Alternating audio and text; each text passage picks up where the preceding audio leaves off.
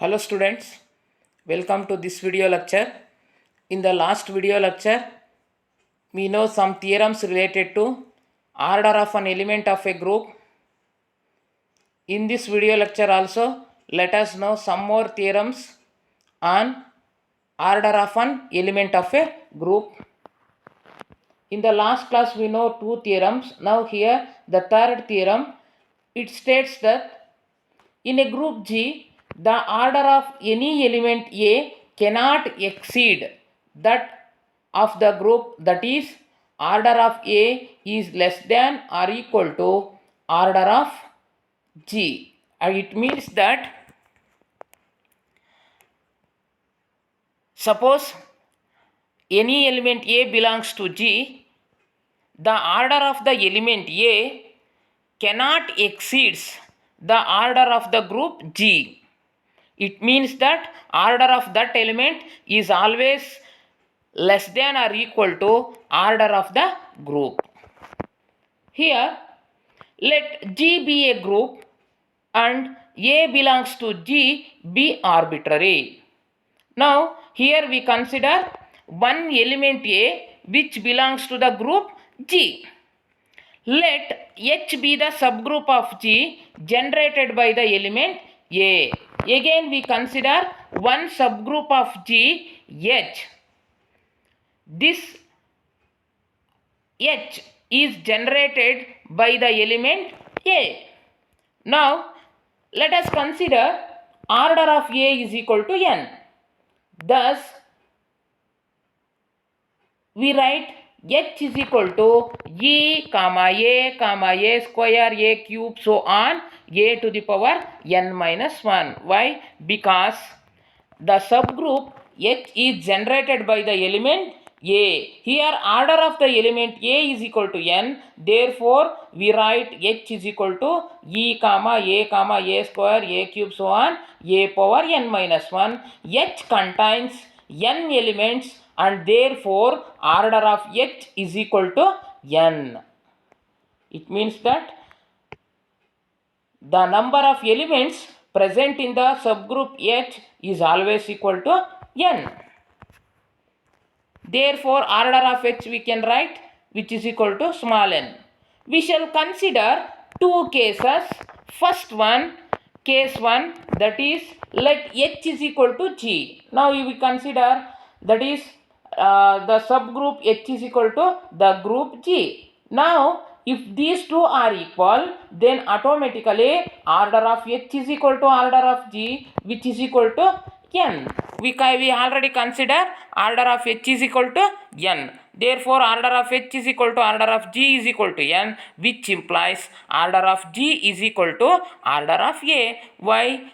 The order of A is small n. Therefore we write order of G is equal to order of A. Again we consider second case, that is let H is not equal to G, which implies order of H is always less than or equal less than order of G. H is not equal to G. Therefore, H is subgroup of G. Therefore, order of H is less than order of G, which implies n is less than order of G, or which implies order of A is less than order of G. Combining both the cases, where we get order of G is equal to order of A, another one is order of A is less than order of G. Therefore, we write order of A is less than or equal to order of G. Thus, we prove the theorem, that is order of an element is always less than or equal to the order of the group. Now, we go for another theorem. It states that the order of any power of an element of a group cannot exceed the order of the element. That is, here we prove that the order of any power of an element of a group cannot exceed an order of the element. Now here, first let G be a group and A belongs to G be arbitrary element. We consider one arbitrary element from the group G, that is A. Now here we take, let order of A is equal to n, thus n is the least positive integer such that A power n is equal to E. This is what?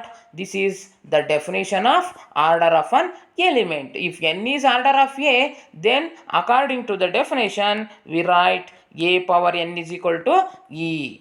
Next, let A power k be any power of A. Now we take one element, that is A power k be any power of A. Now A power n is equal to E, which implies A power n whole to the power k, which is also equal to E, which implies A power k to the power n, which is equal to E, or order of A power k is finite and lesser than or equal to n.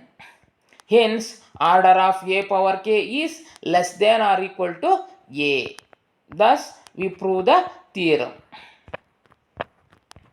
Next, we go for another theorem, that is, let G be a group and A belongs to G if order of A is equal to n and m comma n is equal to n, then order of A power m is equal to n. Now here let consider order of A power m is equal to k. By the property we have k is less than or equal to n. Now order of A power m is equal to k, which implies we write order of A power m whole to the power k is equal to E, or which implies A power mk is equal to E. Now by using the property here we write n divides mk. Now by data we have m comma n is equal to 1, thus n divides mk and m comma n is equal to 1. Therefore here n divides k. Further n divides k and k is less than or equal to n, which implies we say that k is equal to n. Hence order of A power m is equal to n, which is equal to order of A. Next, another theorem. If order of A is equal to n, where A is an element of the group G and D is equal to n comma n, then order of A power m is equal to n by D. Let order of A power m is equal to k, then k is the least positive integer such that by data D is equal to n comma n, which implies we write D divides n and D divides m, which implies n divides dq and m divides dp, where p and q are positive integers with q comma p is equal to 1. Now consider A power m whole to the power k is equal to E, which implies A power mk is equal to E, which implies n divides mk, which is equal to dq divides mk or dq divides dp into k, or which implies q divides k, since q comma p is equal to 1. Now consider A power m